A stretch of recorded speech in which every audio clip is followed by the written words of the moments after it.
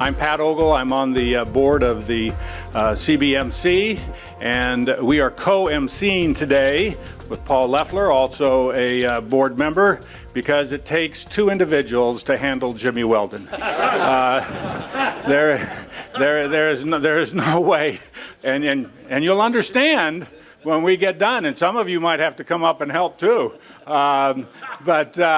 Welcome to CBMC. Glad you're here today. CBMC, connecting businessmen and businesswomen to one another and to Christ. And we're glad that you are here. But give us a quick rundown of how you got into entertainment, got into Webster, got to Fresno, and so on. All right. Okay. When I was a little boy, I heard a guy go, and I said, what in the world does that sound like? Donald Duck? He said, what do you think it's supposed to sound like? I said, I don't know, but I'm going to learn how to do it. I tried. I was delivering papers in Chickasha, Oklahoma. I couldn't do the sound, but weeks later I went, oh, then I realized it came out of the side of my voice. Took weeks before I could finally make a noise where I could be understood. I'd answer the phone. Hello. If it's one of my brother's friends, I'd say, and they'd grab the phone and say, Mama, don't let him talk. He embarrasses. He's crazy. And then they'd put his hand over the phone and say, no, it's my little brother. Something wrong with him. But kept on doing that. Wanted always, as an entertainer, wanted to be that. And then in 1950, had the first show in Dallas, Texas. There was one TV set in every 3 blocks in the city of Dallas. We'd drive down the road, we'd see an antenna. Hey, they got a TV there, look. Think about it. Today, there's one in every room of every home. Can't even imagine it. I've seen it all go through life. To Los Angeles in 1952, started and been fortunate, replaced Sherry Lewis in New York City with the Hi Mom show. But back and forth, it was Fresno meant more to me than anything. Marv and I were together at early days. Abe Espinosa was my director. And like I say, it's just meant so much. I can't tell you what it means to Fresno right now. But right now I'm here and go from there. Okay, so it was the 60s, the second go-round. And so tell us a little bit about Webster and how you kind of created, how you developed, and then when you left Fresno and went south. Okay, when I got little Webster, it was because I was doing a radio show at WFAA. They let me do the show calling Webster Webfoot the little duck's name, but I had no character. And finally, one of the people said, I'll build a duck for you. And I said, what do you mean? He said, I just will. So the manager of WFAA, the channel 50,000 watt radio station, he said, we bought a TV show and we're going to have we need a duck a children's show. You make one. I said, I can't. I'm no ventriloquist. He said, well, try. And so when I got little Webster, when it was made for me, I realized immediately by talking to my niece, who's in my book, Patty. She was 3 years old. I came home from the radio station. I had little Webster on my arm, and I said, Patty, you've heard the little duck on the show on radio, but here he is right now. This is Webster Webfoot. I said, Webster, you say hi to Patty.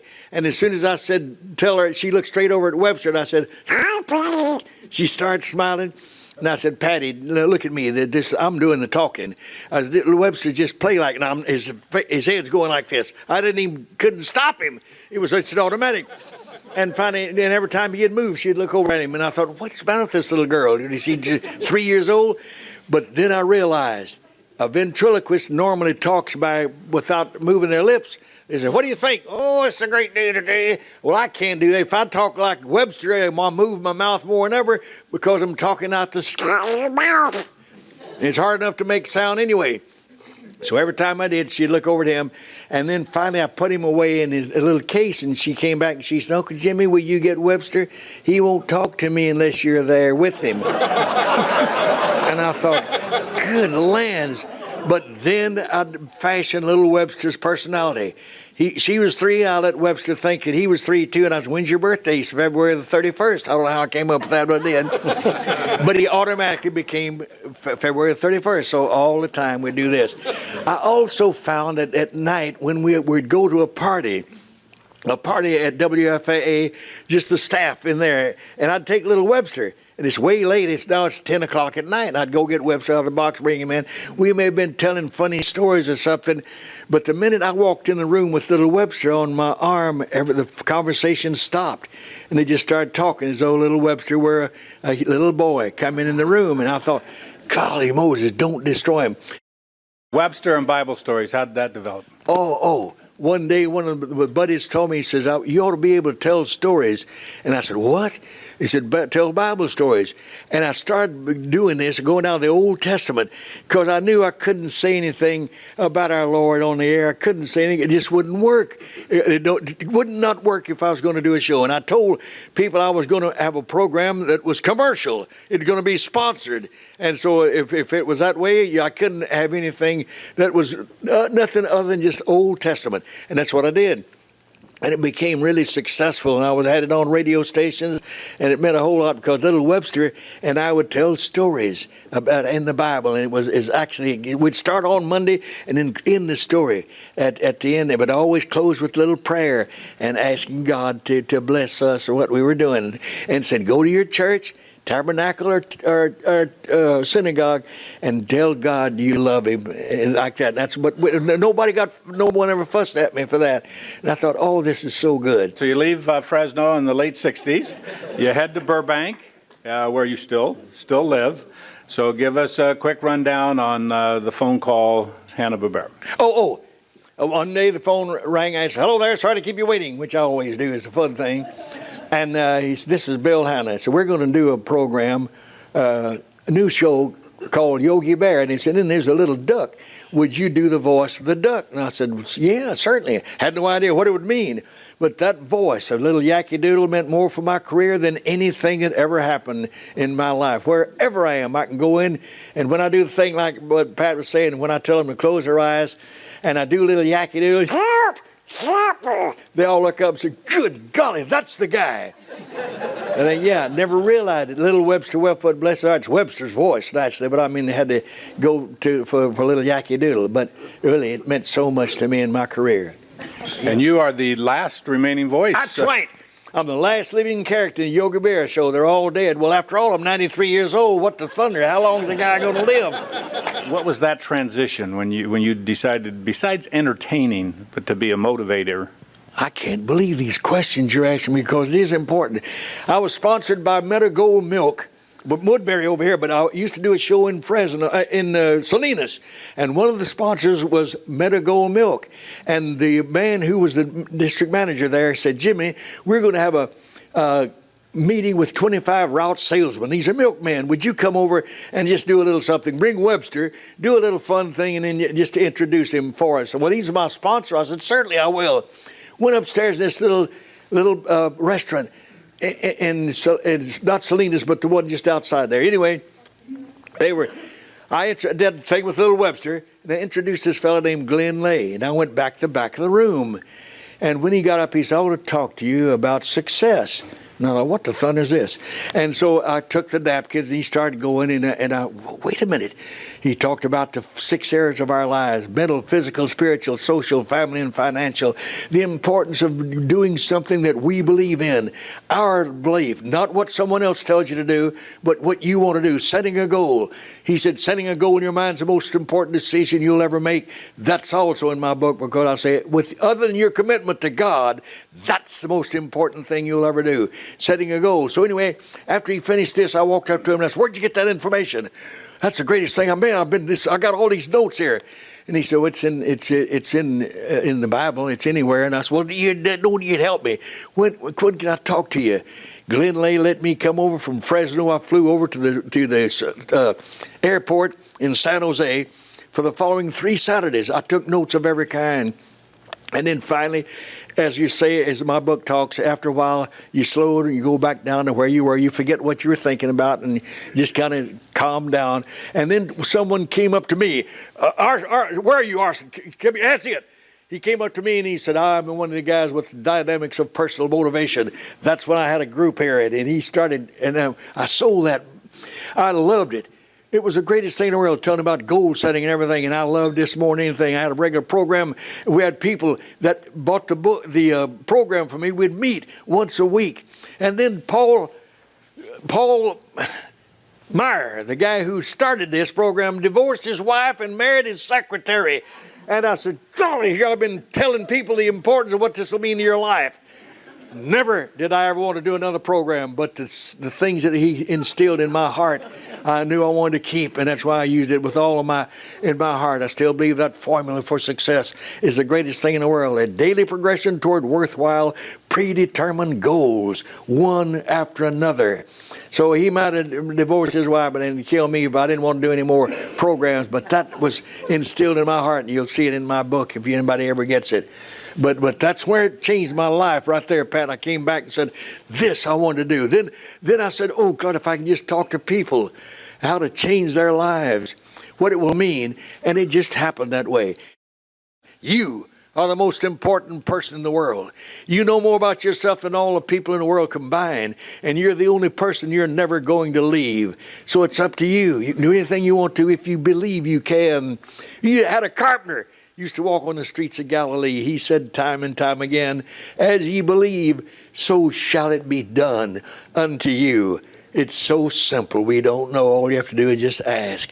Look at the verse. Ask. And then we're giving you. Seek, and ye shall find. Knock, and the door will be opened unto you. Look at those first three letters. A-S-K. All you have to do is ask. It's there for you. Isn't this guy amazing? You know, he talked about the mind, the power of the mind. I think God gave Jimmy a mind like very few others in existence, like no other in existence, really. But, and he just gave you a little taste of it. Everything that he just talked about with Pat, none of that would have ever happened if God's plan for him didn't include some crazy stuff during World War II that we're going to talk about now. Pearl Harbor happens. Yeah. You end up in the Army.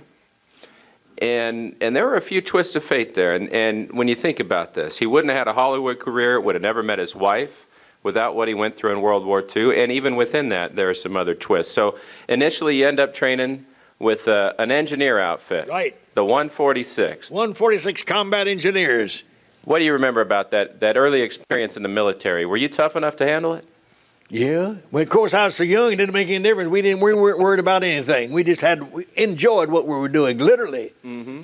And it was such a new outfit. I made sergeant 3 months and 17 days after I'd been in the combat engineers. Paul, may I say this? I took my training at Fort Sill, Oklahoma, and then we moved down here to Camp Swift, Texas. And we were taught, it said, don't ever volunteer for anything. When we pulled up and stood up there, the first thing, the first sergeant said, anybody in this group can type? I said, I can, sir. He said, good. He came in and took me in the office there, and he said, sit down. He says, you're our clerk typist. I said, my what? He said, clerk typist. I don't know what that is. It was just type all these things.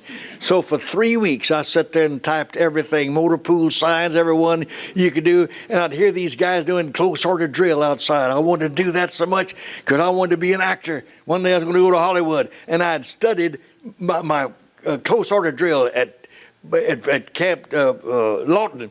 And so I was sitting there, and finally he looked at me and he said, hey, Orange Blossom, you look a little bit down. He said, what's the matter? I said, well, I wish I could go out there and lead some close order drill. And he said, what? He just burst out in laughter. He said, yeah. I said, yeah. He said, you do really want that? Captain Wall was the commander-in-chief right there. This is a brand new outfit. So he heard this. He came out and says, Private Shid, would you like to do some close order drill? I said, oh, yes, sir. Please, Captain.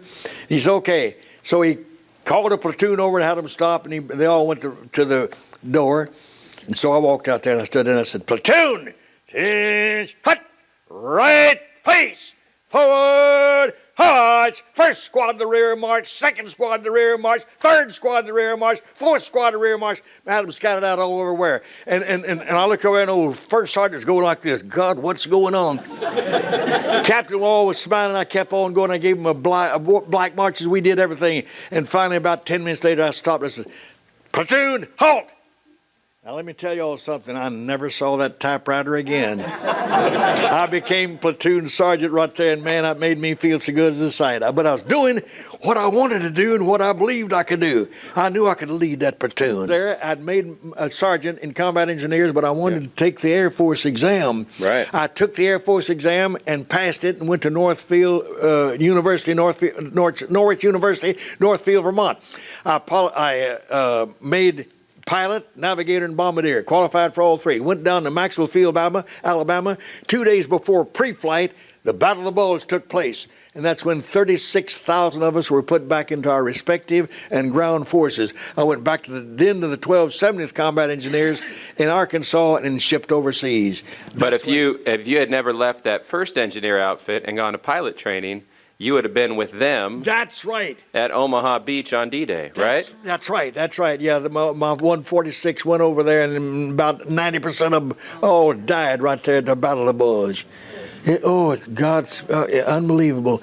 So we would have never known Jimmy Weldon. A guy named Ivy Shin would have been on that beach.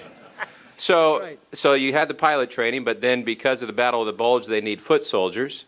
And he's back with another engineer outfit, the 1270th. Give us a little taste of some of the things you guys did there. You building bridges, clearing minefields, stuff like that? We were building pontoon bridges, going through minefields. Unbelievable. We went through towns before the infantry did many times because we were clearing the minefields and everything. Patton, what a man. Did you all see how many of you saw the book? I mean, not the movie, Patton, that George Scott did. I love it when he says, "Rommel, you magnificent son of a bitch. I read your book."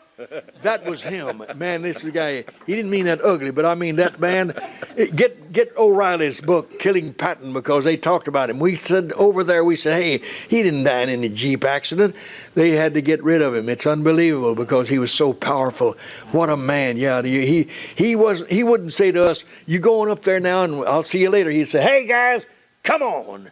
He was out there in the front in that Jeep with those pearl handle pistols. So he was a tremendous man, yeah. Mm-hmm. And you had an experience there that very few people have ever had, and it's actually something that ties into what you've been doing for so long with the Center for Youth Patriotism. But you were there shortly after Buchenwald concentration camp was liberated. Tell us what you saw there and what it did to you. Never forget walking through the barracks door and seeing these people laying on wooden slabs just out there by themselves. There's barely enough room to get out from under the bed in front of them, and they were trying to say thank you, naturally in Jewish or whatever it was. And when I just saw, I can't believe it. And then we walked outside, and there were cubicles out there, hundreds of nude bodies laying there just out in the open, just like someone taking cattle or something, just throwing them in there, waiting to be cremated. And I thought, this is not possible. So when you read about Ahmadinejad, now I always do this, I sound like I'm being ugly, but I'm not. The fellow who was with Iran, whatever his name is, could you know what it is? You remember? Yeah, Ahmadinejad said that it didn't happen. Right. When he said it didn't happen, I got news for you. When I had this finger cut off, they gave me sodium pentothal. I didn't know what it was, but you put the guy's arm and have you count backwards. 99, 98, 90. You go to sleep and you wake up later. But it's a true serum, actually. But so anyway, you could put this in my arm and tell me about Buchenwald, and I'd come out and just start talking to you. But you put this in his name again, Ahmadinejad, and say, "Tell us about what happened at Buchenwald." And he just sit there and say, "That never happened. That's a big joke," because he didn't know that it happened. This all took place long before he was even old enough to know what was happening. Therefore, when he says it never happened, I can see how he would believe this, because in Hollywood, we can create anything. We can create a scene of anything. Masters at deception, not ugly, but making a movie to be interesting. So what I'm trying to get at is, I'm not fussing or anything. I'm just telling you that when he says that never happened, he means it. He's not trying to be ugly to say, well, those people, let's deny it. He doesn't know it ever happened because he wasn't even there. So I feel sorry for someone like that doesn't understand. But when we were taught to just, try to remember, be sure it's so important. I can't imagine that there'll be one day there won't be any Jimmy Weldons left. They'll say, what happened? I say, I don't know. But like I say, you put me under sodium pentothal, I'd tell what happened. But one day there won't be anybody can tell you this. So we have to just go by what history really means and what we believe in. We've still got the greatest country in the world. We need prayer like we never had before in our country. But I know you guys here, I'm preaching to the choir right now, because you all are the ones that really have the belief. It's so important to us. And I want to come back to some of that in a second. But so you're over there in Europe, and you were honing some of these entertainment skills in uniform, right? Just entertaining your buddies, and then you saw some USO shows coming in. And how did you end up sticking around in England after the war? Tell us that story. All right. After the war, we were 10 miles from the Czech border when the war ended, and they said, you can go home now. I mean, you can stay over here and go to college. They had the greatest universities in the world, and I said, I'm an actor. I'm going to Hollywood. I'm still that little 7-year-old boy that's wanting to go to Hollywood. And they said, well, don't you want to see where you can go? I said, no, I'm telling you, I don't want any to go to any universities. Why don't you just look at the list of places you can go? I said, give me the list. Man, I saw these things, and I looked at it. Royal Academy of Dramatic Arts, London. I want to go. They said, you picked the only thing you couldn't get in. I said, don't give me that. Give me a pass. I got over there, and Sir Kenneth Barnes was sitting in his office. I said, Sir Kenneth, I got to come to this school. I said, when I was 7 years old, I saw a movie, and I started telling this. He said, by Jove, I'll accept you. And so that's where I went to. Can you imagine me? How now, brown cow, you all? But I tried to speak English and everything else, and that's where I met Muriel, my wife. She was a dancer at the London Coliseum, the largest live show in London, a long time. This Vic Oliver, the Night in the Music, he was married to Sarah Churchill, the daughter of Winston, yeah. Thank you very much. Can you believe it, me saying out like that? Who's Winston? Yeah. But anyway, I was there and met her, and I wanted her to come home. Finally, I couldn't get her to come home because I didn't have any money. And so I came home a year later. Dad posted a $500 bond for her to come over here because I didn't have any money. And she came over. We were married September the 26th, 1947. She went home 39 times during the next 40 and a half years. I promised her mother and dad, if she came to America and liked my family, we'd get married. But if she didn't, I'd send her home. Nobody'd hurt. But if she does marry me, she's going to stay married. I'll still see she gets home. Well, that's what happened. 40 and a half years. Muriel went home 39 times. I brought her mother over here twice, her mother and dad together once. They said, you kept your promise. But I'll never forget having her sit at St. Joseph's Hospital crying her heart out, saying, darling, please pray to let Jesus take me home. I said, what's going to happen to me? She said, oh, you have such a wonderful life motivating others about their future. Don't cry. I'll just be there waiting for you. And I thought, you jerk. Here you are crying, and she's smiling. But that's why when someone says, well, I was married so long, they say, I don't know where she is. I want to see her again. And then they say, oh, bless your heart. Isn't it faith? Think about having faith. Someone that doesn't. You have to feel sorry for them. What in the thunder have they got to live for? Oh, God bless this country and bless each one of you sitting here today. Can I tell them how I got this, my little foundation? Well, that's the last thing I want to get to here. Yeah, we can clap for him. So you mentioned being at Buchenwald. And this is where this whole thing, it's funny how God uses different things in very unlikely ways. This whole thing where he's gone to schools all over the place, telling people that thing you saw with the flag earlier, and he's got millions of those. We watched a video with the Fresno Christian kids this morning, and they were captivated. He can really hold these crowds' attention. But that wouldn't have started without a speech you were given where somebody told you it didn't happen, yes, that Buchenwald wasn't real. Tell us that story. I gave that presentation to middle school in Burbank, the very city where I live. I told these young people, I was in Patton's 3rd Army Combat Engineers, attached to the group that liberated Buchenwald concentration camp. Little boy in the back of the room said, that never happened. Oh, Jeannie, just like that. And I said, don't say that. I was there. And he just backed up against the wall.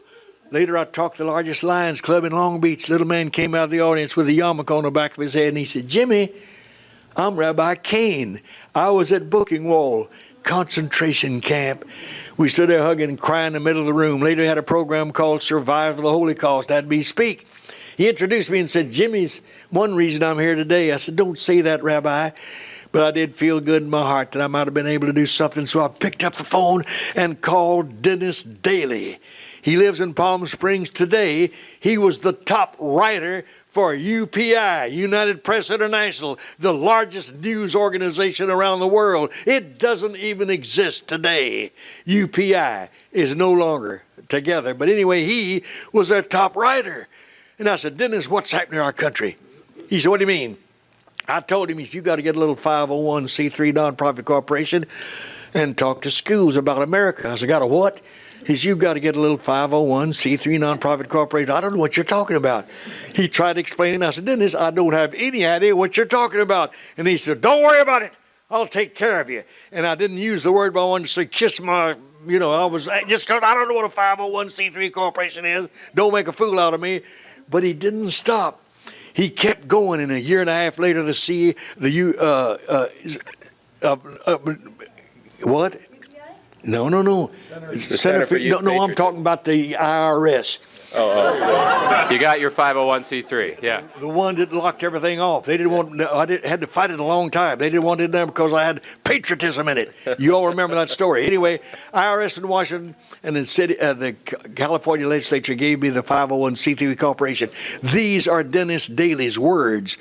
Mission statement: to instill in California youth a sense of civic, nonpartisan pride and a better understanding of our common heritage through the use of visual and non-visual programs and personal appearances. I thought, golly, now I could go to schools and talk about America. And I started going. People started signing up for my little nonprofit corporation. I'd go to school and talk to these students about why we love America, and they said, Mr. Weldon, they don't teach this in school. I said, I understand. We always closed holding hands in prayer. And then the teachers would come up to me and say, Jimmy, thank you for praying for our students. We can't do this. And I thought, oh, golly. But then now I started, one of my buddies told me, said, you got to talk to cadets. I said, what's that? He said, these are police students. He said, each local police station, anyone in that area, the young people can come in, go and say, I want to become a cadet. And they'll sign up for an 18-week course, and then they can stay there and keep going till they're 21 years of age. But it's given something, a good thing, and a lot of these young people really had trouble now that they're called at-risk students. So I go in now, at-risk students. And these young people are like this. They look at me like, what's this old jerk going to do to talk about me? And I say, hey, guys, let's have a game. Let's have fun. You know who I am and don't even realize it. Yeah. And so I do the whole story, what you all just heard doing about this. And these young people got their arms folded like this. What I say, help. They open their eyes, but our hands come out like this, and they put their hands down on their knees, and I think, I never dreamed I could touch the lives of young people by doing a voice I did on television 56 years ago.